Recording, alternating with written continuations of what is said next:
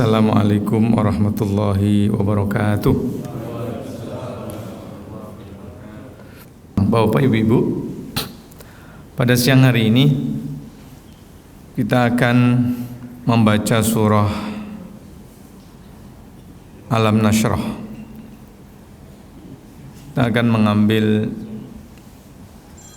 saya membahasakannya sebagai simpul-simpul kebahagiaan yang terkandung di dalam surah Alam Nashrah. Surah Alam Nashrah ini termasuk surah yang terawal turun. Mengikut turunnya, ia turun pada urutan ke nomor 12 selepas surah Ad-Duha, meskipun di dalam urutan mushaf kita ini berada pada juz ke-30. Ayat 1 sampai 6 itu Allah menjelaskan tentang kenikmatan yang diberikan kepada Nabi. Ayat 7 sampai 8-nya itu adalah konsekuensi dari kenikmatan yang diberikan. Seolah-olah Allah ingin bilang setiap kenikmatan yang aku berikan kepada anak Adam pasti ada konsekuensinya. Contohnya ini, Alam nashrah laka sadrak. Terus wa wada'na anka alladzi anqadha dhahrak wa rafa'na laka dzikrak fa inna ma'al usri yusra inna ma'al usri yusra. Konsekuensi dari kenikmatan yang Allah sebutkan di awal sampai 6 tadi, fa idza faraghta wa ila rabbika. Itu dua ayat terakhirnya sebagai konsekuensi. Persis seperti ketika Allah mengatakan inna a'tainakal kautsar. Gua udah kasih lo banyak lo. Udah kasih macam-macam gini-gini, masih kasih banyak. Tafsirnya Kautsar itu bisa bermakna telaga, bisa bermakna surga, bisa kenikmatan, macam-macam kenikmatan. Konsekuensinya adalah fasalli. Dan yang kedua adalah wanhar. Jadi kalau kemudian Allah meminta kita untuk ibadah, untuk taat, itu wajar. Kenapa? Karena semuanya telah dipenuhi dan dicukupi sama Allah. Yang gak wajar tuh bos bapak ngasih gaji gak seberapa, tugasnya banyak banget. Itu gak cocok. Tapi kalau Allah nyuruh sholat dan nyuruh kurban, itu wajar. Kenapa? Inna a'tainakal, udah banyak yang aku berikan kepada kamu. Jadi kalau saya minta waktu buat kamu sholat, itu wajar, logis. Bapak-bapak itu juga begitu. Kalau ngasih uang belanjanya nggak banyak sama istri, maka demandnya juga jangan banyak-banyak. Pengen ini, pengen itu, pengen ini. Ya elah pak, orang semuanya sekarang naik, ngasih belanja sedikit aja kok minta makanan yang enak. Itu kira-kira bisa ngomong begitu istri kita. Tapi kalau omongan logika itu dipakai sama Allah, boleh nggak? Nggak boleh. Mulai dari lahir, umur, usia, nikmat, sehat, mata, semuanya itu Allah kasih. Maka diminta sholat kok nggak mau, kok nggak pantas amat begitu kira-kira ya. Ini cara ngambil. Jadi setiap kenikmatan yang Allah berikan itu pasti ada konsekuensinya. Makanya kenapa kalau orang itu dikasih rezeki yang banyak kemudian disuruh zakat. Semakin mudah dia dapat rezeki, maka semakin besar zakatnya. Semakin susah dia dapatkan rezeki, semakin kecil yang diminta. Makanya kalau zakat pertanian, antara hujan, airnya dari penghujan, dari airnya dari perairan, mana yang lebih banyak zakatnya? Kenapa? Karena pekerjaan kita makin berat, sehingga ya adil kalau dimintanya sedikit. Tapi kalau peran lo dikit, gue udah kasih hujan, maka gue minta 10%. Tapi kalau perairannya dari lo, ya udah lo 5 aja nggak apa-apa. Kira-kira begitu kan? Ada harta yang lebih banyak lagi 10%, ada yang lebih banyak 20%. Maka kalau orang dapat luqotoh, barang temuan, atau dapat tambang, maka zakatnya berapa? Makin banyak. Ada zakat emas. Kalau zakat emas itu kan pekerjaan kitanya lebih dominan. Bahwa rezeki semua dari Allah, iya, maka dimintanya 2,5% saja. Itu Bapak-bapak, Itu kira-kira pendahuluannya. Yang pertama, alam nashrah laka sadrak. Kebahagiaan itu datangnya dari Allah. Dari mana ungkapan ini? Ini simpul yang pertama. Dari mana kita dapat dari mana ungkapan ini? Dari ungkapan alam nashrah laka sadrak. Allah menyebut, sungguh telah kami lapangkan untukmu dadamu. Dada ini mana? Dada ini bisa lapang, bisa sempit enggak? Atau yang dimaksudkan bukan dada sebetulnya, tapi sesuatu yang ada di dalam dada. Apa itu? Ini gampangnya dimaksudnya. Orang tuh senang atau sedih itu adanya di sini. Kalau orang sakit, Pak, sakit hati, sakitnya ada di mana? Di mana sakitnya? Di sini. Tapi maksudnya apakah dada itu? Enggak kan? Bukan dada kan? Maksudnya apa berarti, Pak? Apa itu berarti yang dalam dada? Hati. Hati itu dalam bahasa sering disebut dengan qalb. Qalb itu diterjemahkan ke dalam hati, tapi hati yang kita maksudkan yang disebut dengan gumpalan sampingnya rempela itu bahasa Arabnya namanya kibedah. Nih Ustaz, kalau makan roti dibuka rotinya dikasih dengan ati, makanya adalah halbus ma'al kibedah. Sementara qalb itu kalau di dalam bahasa Arab yang dimaksudkan adalah jantung. Mustashfa qalb, rumah sakit jantung. Tabib ikhtisasi fil qalb, dokter spesialis jantung. Jadi sebetulnya qalb itu artinya apa? Jantung. Tapi kalau kita ngomong tanya kepada hati, itu maksudnya apakah tanya kepada jantung? Bukan. Jadi qalb itu adalah tidak berbentuk, tidak memiliki size, tidak ada masafahnya, tidak ada ukurannya. Tapi orang kita maka kemudian mengatakan hati nurani. Sifah nuraniyah itulah sesungguhnya hati. Jadi bukan hati yang bermakna liver samping itu, bukan pula yang bermakna jantung, tetapi memang dia tidak berfisik. Oleh karenanya ketika kita minta kepada Allah, dulu Nabi Musa pernah minta kepada Allah, Rabbishrahli sadri wa yassirli amri. Jadi kita ngomong kalau begitu kebahagiaan itu berarti ini maksudnya adalah bicara tentang ayat kebahagiaan. Nah, simpul yang pertama, kebahagiaan itu adalah berasal dari Allah. Dari mana ungkapan ini? Dari ungkapan alam nasrah, telah kami lapangkan. Jadi orang bahagia atau tidak itu sesungguhnya kuncinya ada pada Allah. Apalagi bahagia itu letaknya di dalam hati, dan hati itu dalam genggaman Allah. Sesungguhnya kata Nabi, sesungguhnya hati itu berada di dalam genggamannya Allah, yukallibu kaifa yasha.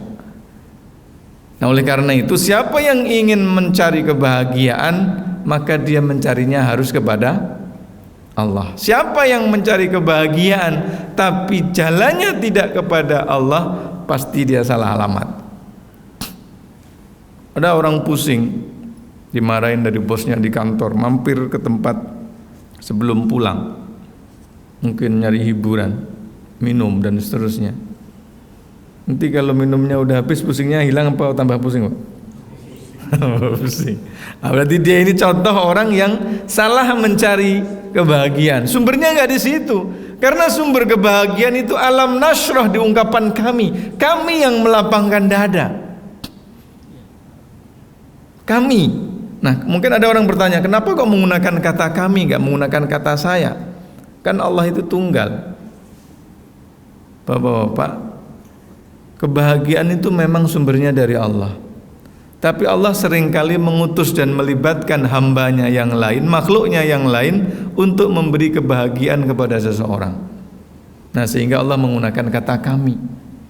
Hidup dan mati itu memang ada di tangan Allah. Tetapi dalam konteks ini Allah selalu mengatakan inna nahnu nuhyil mauta.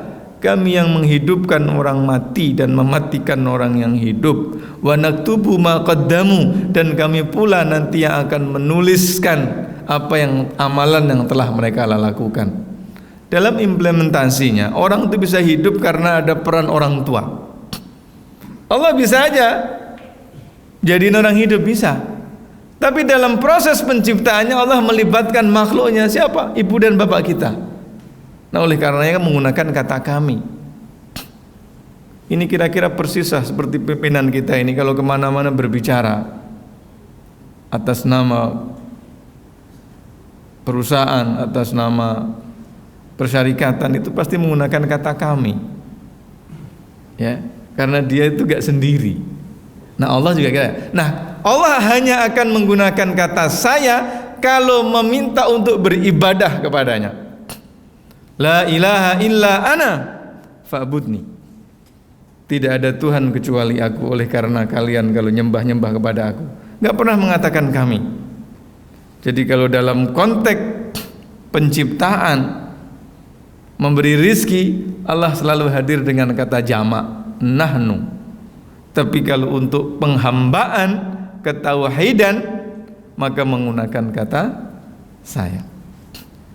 Maka meskipun malaikat itu sedekat-dekatnya makhluk dengan Allah, kita tidak boleh melakukan penghambaan melalui jalan malaikat.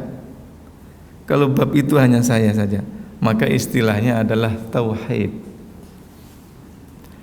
Nah, maka sehingga bisa saja Pak, kita ini bahagia karena kita dikasih pasangan.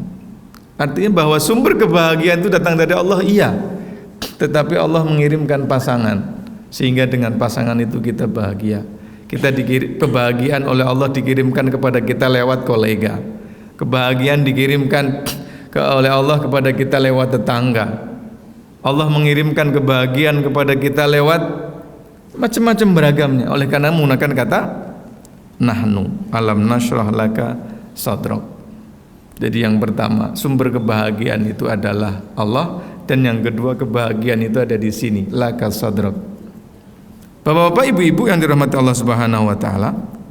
Nah, oleh karenanya sesuatu yang harus diperjuangkan agar kita ini merasakan kebahagiaan adalah memperjuangkan hati. Makanya harus hati-hati dengan hati. Harus mampu mengelola hati. Manajemennya disebut manajemen hati. Dan inilah yang membuat Nabi itu bahagia, termasuk sukses dakwahnya. Makanya kita ini tipis Pak. Kadang-kadang sebagai guru saja kita ini tipis. Sesungguhnya kita ini sedang memenangkan kebenaran atau memenangkan ego kita sebagai guru. Orang tua juga sama.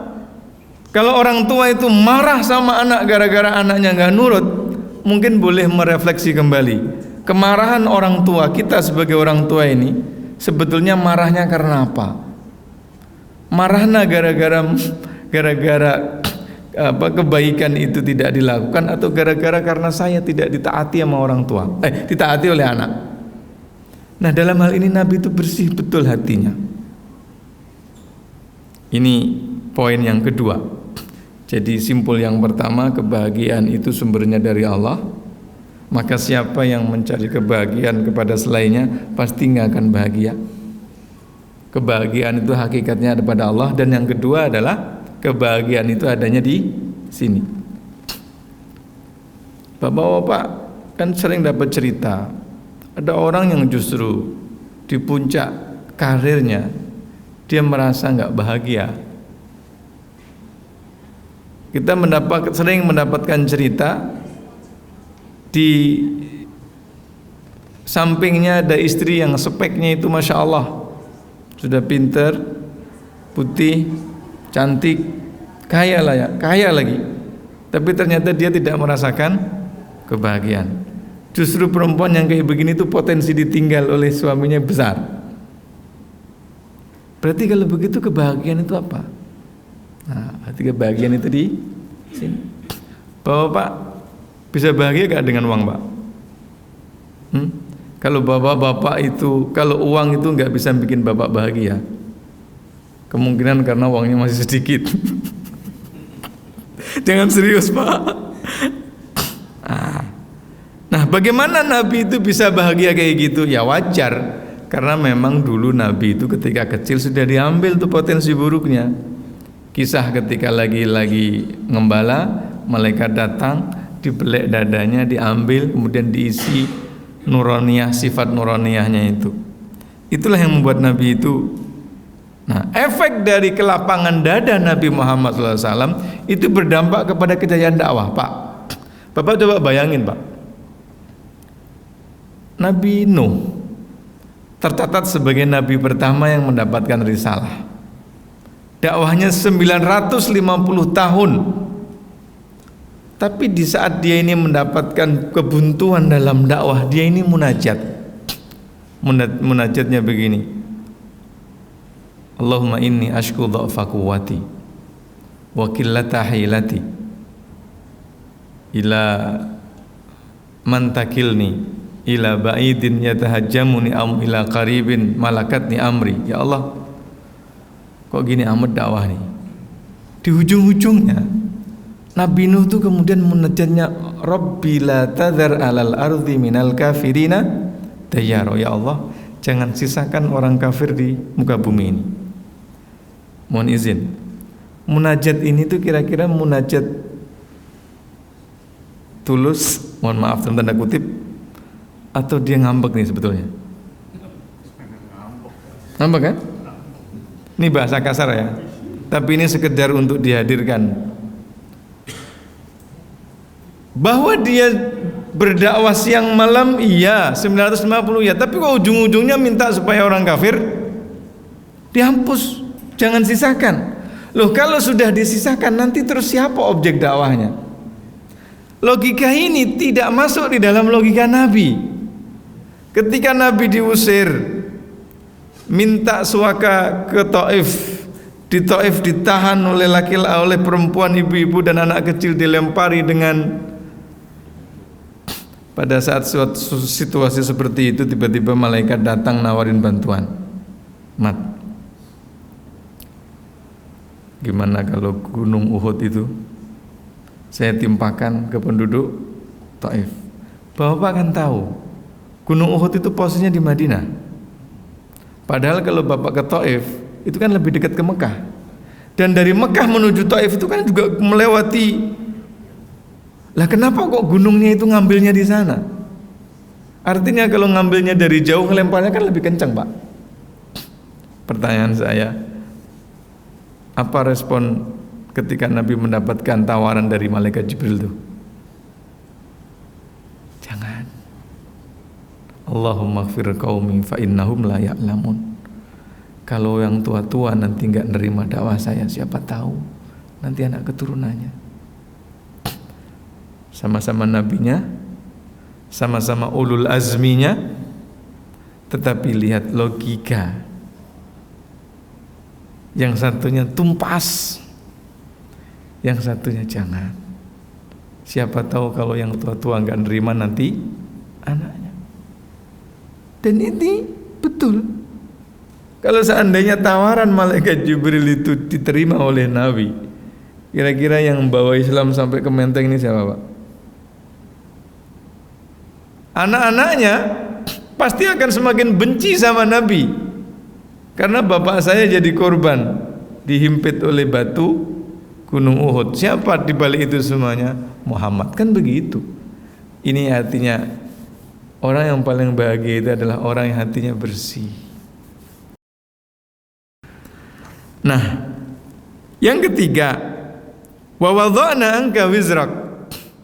Kebahagiaan, sesuatu yang bikin kita nggak bahagia itu adalah dosa, dan Nabi Muhammad telah diambil potensi itu oleh Allah, sehingga seolah-olah Allah ingin bilang, kalau kamu ingin bahagia jangan banyak dosa, kalau pengen bahagia kurangin dosa.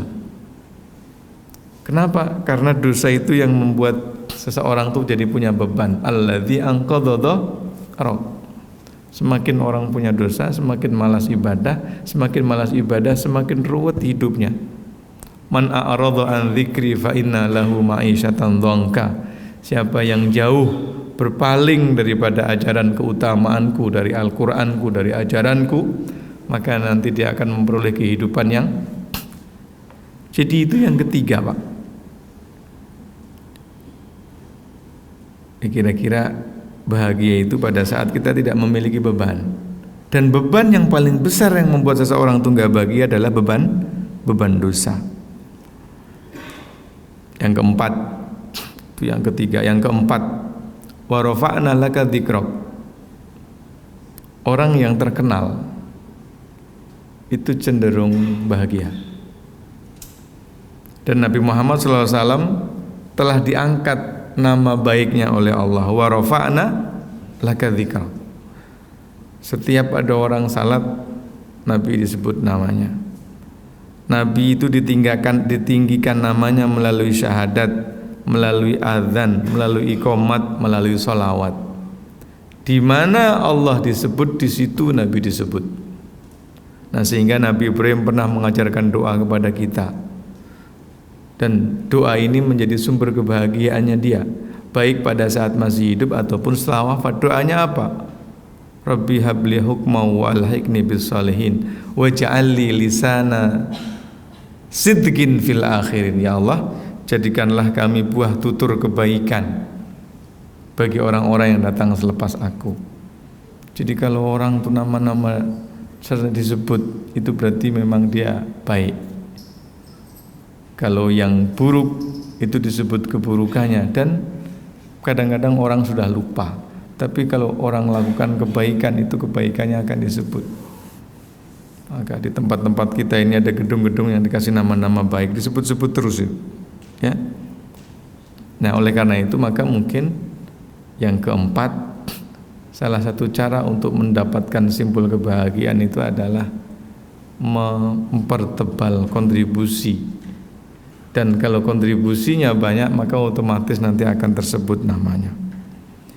Yang kelima, fa inna ma'al usri yusra. Yang membuat orang bahagia itu optimis. Karena setiap kesulitan itu pasti didampingi oleh dua kemudahan. Fa inna ma'al usri yusron. Inna ma'al usri yusron. Allah menyebut kata al-usrnya dengan kata ma'rifah, satu, jelas. Sementara kata mudahnya yusron disebut dengan nakirah. Seolah-olah Allah ingin mengatakan bahwa kesulitan seseorang itu bisa dilihat, bisa dianalisa, bisa dipetakan, bisa diurai. Tapi kemudahannya itu datang dari segala penjuru arah. Kadang-kadang gak sengaja selesai itu masalah. Kadang-kadang masalah itu selesai dari pintu yang kita tidak pernah pikirkan sebelumnya. Nah, ini yang membuat orang itu akan bahagia.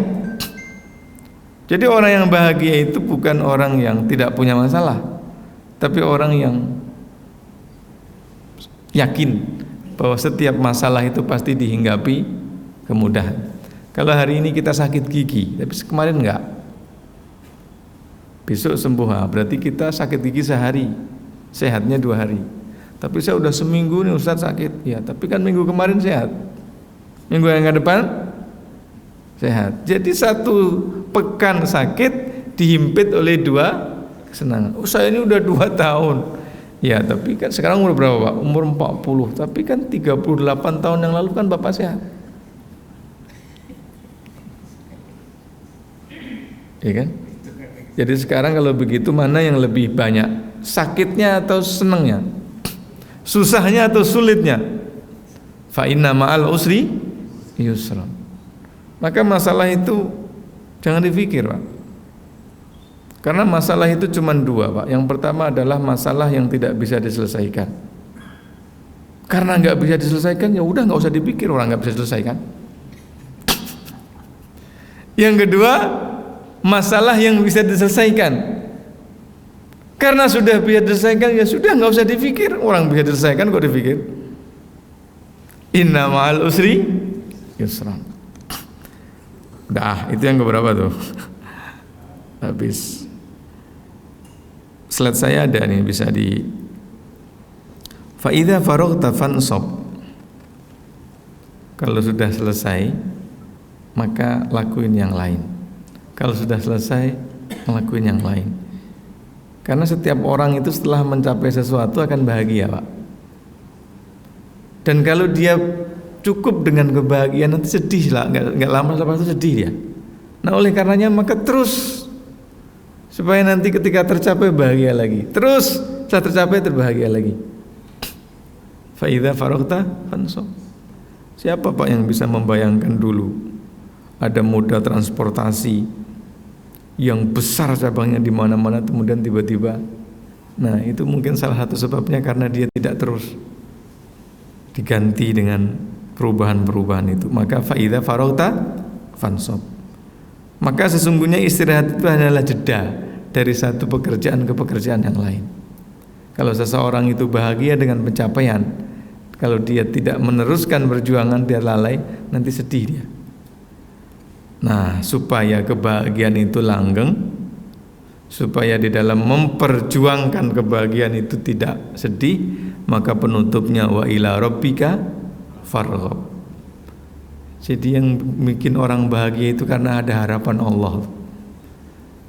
Kalau kita mencari apresiasi dari orang, capek, iya kalau diapresiasi, kalau enggak.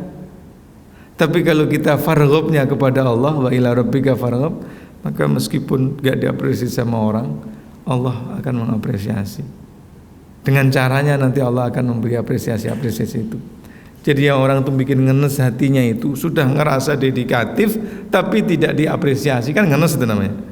Nah supaya gak kayak gitu, wa ila rabbika farghab, dan kepada Tuhanmu lah kamu itu berharap. Maka ada ungkapan, kalau lillah apa? Yang lelah, gimana Pak ungkapannya? Kalau lelah, maka yang lelah itu akan berbuah berkah gitu. Nah, itu kira-kira simpul-simpul, kita enggak menafsiri Pak ya. Simpul-simpul bahagia yang ada Allah sebutkan di dalam surah Al-Insyirah. Dan memang itu Allah hadirkan untuk menghibur Nabi. Datang selepas wadduha wal laili idza saja ma wadda'aka rabbuka wa ma qala. Semuanya adalah ayat yang dihadirkan untuk menunjukkan kedudukan Nabi Muhammad sallallahu alaihi wasallam. Terima kasih. Mungkin itu yang saya sampaikan. Assalamualaikum warahmatullahi wabarakatuh.